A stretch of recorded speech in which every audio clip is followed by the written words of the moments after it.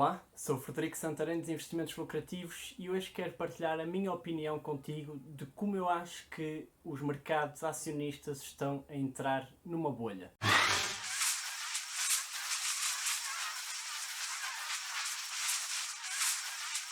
Chegou 2020, estava toda a gente otimista, de repente aparece um vírus e toda a gente fica pessimista quando vê que ele se começa a espalhar um pouco por todo o globo, as economias são severamente afetadas, há milhares de empresas a fechar por todo o mundo, milhões de desempregados um pouco por todo o mundo e os principais índices acionistas começam a cair ali em finais de fevereiro, inícios de março, até terem atingido um mínimo a 23 de março. Isto nas principais praças americanas. E desde então os principais índices norte-americanos tiveram uma recuperação espetacular, não pararam de subir desde então e é incrível ver a divergência entre o que está a acontecer em Wall Street e aquilo que se chama a Main Street. A divergência entre o que está a acontecer nos mercados financeiros, o otimismo que se está a viver nos mercados financeiros e que fazem com que os índices não parem de subir e o pessimismo que se está a viver naquilo que é a economia real, que é a vida do dia a dia das pessoas, aquilo que as pessoas estão a sentir na rua, daí chamar-se Main Street. A divergência entre Wall Street e Main Street já há muitos anos que não era assim tão grande e isto é preocupante porque pode-se estar a originar aqui uma bolha. Mas vamos lá aos tópicos para esclarecer de que forma é que eu acho que poderá estar-se a criar esta bolha. O número de especuladores aumentou muito no mercado. Há pessoas que estão a negociar as falidas Hertz, Wirecard e outras empresas cristais que faliram, por isso as suas ações valem zero. No entanto, quando chegam ali a 1, 2 dólares, acabam por atrair especuladores que estão fechados em casa e fazem disparar as ações destas empresas 300%, algumas 500% em apenas 2, 3 dias, o que é uma loucura. Estas ações de empresas que faliram valem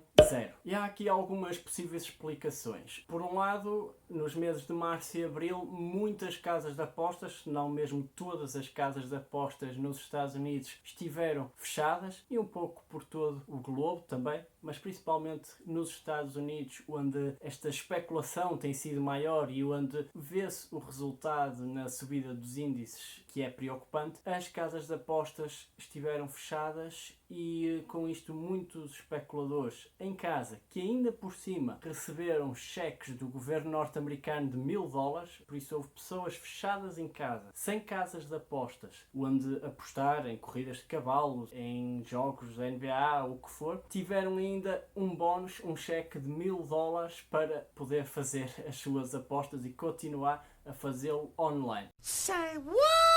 Ao mesmo tempo, há cada vez mais corretoras a oferecer custo zero de negociação, a oferecer taxas extremamente atrativas para negociar e com os especuladores a não poderem ir às casas de apostas físicas, acabaram por especular no mercado acionista e assim fazer disparar ações, muitas vezes de empresas falidas, como já falei aqui. Some-se tudo isto de dinheiro grátis, de injeção de capital nas empresas por parte dos bancos centrais, nas ajudas estatais contínuas que houve a empresas pequenas, médias, grandes empresas e também aos cidadãos. Casas de apostas fechadas, pessoas com dinheiro estressadas em casa a querer apostar e temos o cocktail perfeito para uma bolha. Para além disso, os especuladores estão a confundir ações de uma forma surreal. Confundem a Zoom Video, a original Zoom Video, com Zoom Technologies e Zoom Info Technologies. Enquanto que a original Zoom Video, que providencia a plataforma de videoconferência Zoom, subiu cerca de 120% até dia 20 de março, porque já era expectável que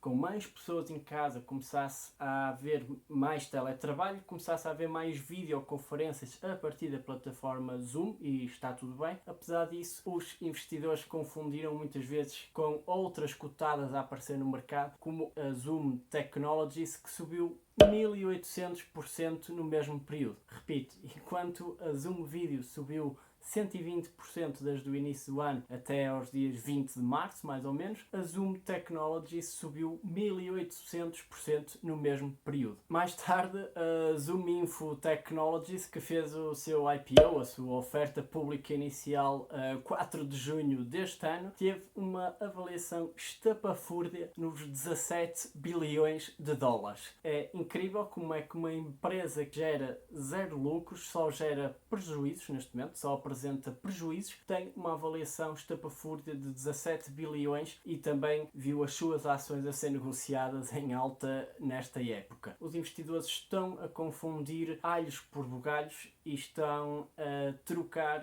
completamente as voltas àquilo que é o chamado investimento em valor, aquilo que é a percepção real das boas empresas no mercado. Mas espera lá, porque se achas isto uma loucura, ouve a próxima. A Fangde, que é uma empresa de imobiliário chinesa, foi confundida com o original acrónimo FANG, que define algumas das empresas de maior crescimento dos Estados Unidos, o Facebook, a Amazon, a Apple, Netflix e Google, e a Fangde, empresa de imobiliário, a 9 de junho disparou mais de 1000%. Em apenas um dia ganhou 1000% só porque os investidores, ou deverei dizer melhor, os especuladores, confundiram com o acrónimo FANG e fizeram a empresa catapultar-se em bolsa. É inacreditável o que está a acontecer. Para além disso, como já disse anteriormente, os bancos centrais, a Fed nos Estados Unidos e o Banco Central Europeu principalmente, injetaram muito capital no sistema financeiro para salvar o sistema, e está tudo bem, mas houve aqui injeções que chegaram a ser 5, 6 vezes superiores àquilo que aconteceu há 11 anos atrás durante a grande recessão. Houve países a capitalizar empresas de uma forma como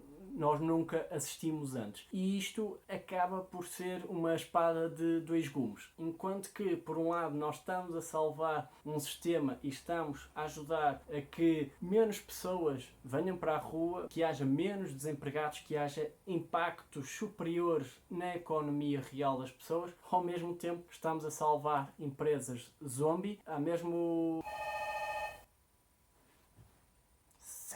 Continuando, por outro lado, estamos a salvar empresas zombie que não produzem nada, só estão a comer o dinheiro daquelas outras empresas que poderiam realmente ajudar a economia a crescer a longo prazo, e há já analistas financeiros a apelidar esta economia de uma economia Walking Dead. Se te lembras bem da série The Walking Dead, há realmente aqui um conjunto de zombies que vão continuar a operar no mercado e a desperdiçar dinheiro que poderia ser melhor aplicado noutras empresas com mais potencial de crescimento, empresas que ajudariam verdadeiramente as economias nacionais a crescer. Depois, quando olhamos para as principais empresas que constituem o índice SP500, nós vemos que 5 delas dominam aproximadamente 20% do índice. E quando olhamos para o índice SP500, nós verificamos que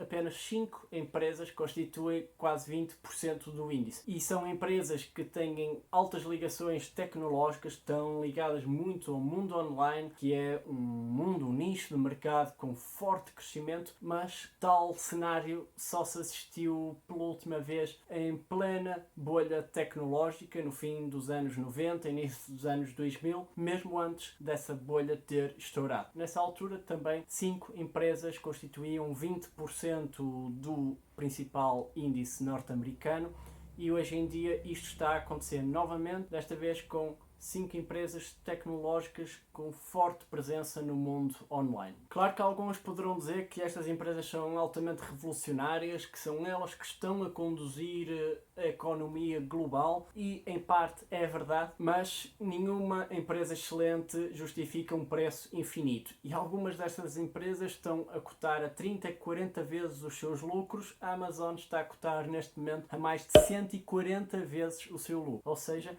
nós precisamos... até me engano. Nós precisaríamos de cerca de 140 anos para recuperar o nosso investimento inicial se comprássemos a Amazon ao preço de hoje. Isto é uma loucura tremenda e a última vez que aconteceu isto foi na bolha tecnológica no fim dos anos 90. Mas mesmo nos anos 70, naquele que ficou conhecido como os Nifty 50, as 50 mais finas, eram 50 empresas excelentes de grande capitalização bolsista, excelentes empresas que cresciam a olhos vistos. Eram empresas com um crescimento extraordinário que se começavam a internacionalizar um pouco por todo o mundo. Aqui estavam a McDonald's, a Xerox, Polaroid, enfim, tantas outras, e que os investidores estavam dispostos a pagar 50, 60, às vezes 70 vezes os seus lucros. O que é que aconteceu? Eram empresas excelentes, com crescimentos extraordinários, com uma internacionalização de fazer inveja à sua concorrência. No entanto, entre 73 e 74, num dos maiores bear markets da história, estas empresas derreteram completamente. Por isso, muita atenção quando pagamos um múltiplo dos lucros extremamente elevado. Uma empresa pode ser excelente, mas o investimento nessa empresa pode não ser tão bom assim. Ao mesmo tempo, e para ser justo nesta avaliação, é preciso compreender que as taxas de juro nunca foram tão baixas na história. Nós nunca tivemos taxas de juro 0% ou, como aqui na Europa tem acontecido, até taxas negativas, e isto é um forte potencial para os investimentos com maior risco, onde as ações normalmente estão inseridas. Não quer dizer que investir em ações seja arriscado. Se souberes o que estás a fazer, se compreenderes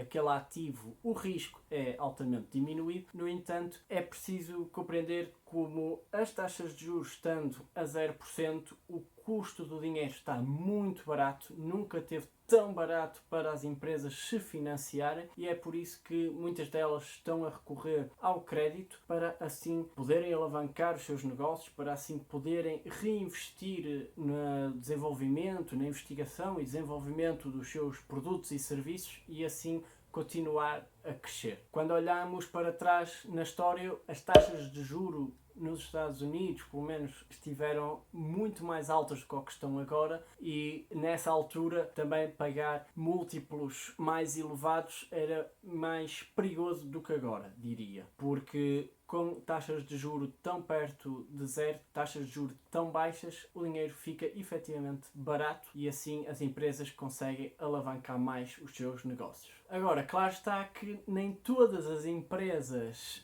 que estão a ser negociadas nas principais bolsas estão caras. Como vimos, o índice SP500 atualmente está altamente dominado por empresas tecnológicas com forte presença online, mas há muitas outras empresas no mesmo índice que continuam bastante baratas, continuam com múltiplos deprimidos e que caíram bastante desde o início do ano e continuam a oferecer excelentes oportunidades. Eu sinceramente não tenho olhado tanto para os setores tecnológicos onde está toda a gente a olhar, porque aí as oportunidades são escassas, principalmente nas grandes empresas. Os preços estão a ficar extremamente caros aí, mas há outros setores da economia e há outras empresas representadas no índice SP500 que continuam baratas, continuam com múltiplos deprimidos, continuam com preços bastante razoáveis face às perspectivas de crescimento das empresas e face ao potencial que elas têm de vir a valorizar, de vir a rentabilizar o nosso capital a longo prazo. Por isso, como sempre, é preciso colocar as coisas em perspectiva. Eu queria deixar aqui alguns pontos pelos quais eu acho que os principais índices norte-americanos estão a ficar caros e ao mesmo tempo mostrar como também pode-se justificar alguns destes valores face àquilo que é a norma histórica e ao mesmo tempo também apresentar outra perspectiva de que há empresas, continuam a haver empresas que estão a cotar a bons preços e as oportunidades estão aí para quem souber aproveitá-las. Mas gostaria de saber a tua opinião. O que é que tu achas? Os mercados acionistas estão a entrar em bolha? Não estão? Achas que as empresas estão todas caras? Achas que ainda há oportunidades nos mercados? Diz-me aqui nos comentários, por favor, que eu gostaria muito de saber a tua opinião. O que é que tu achas dos mercados? Vemo-nos num próximo vídeo. Saudações lucrativas. Tchau, tchau.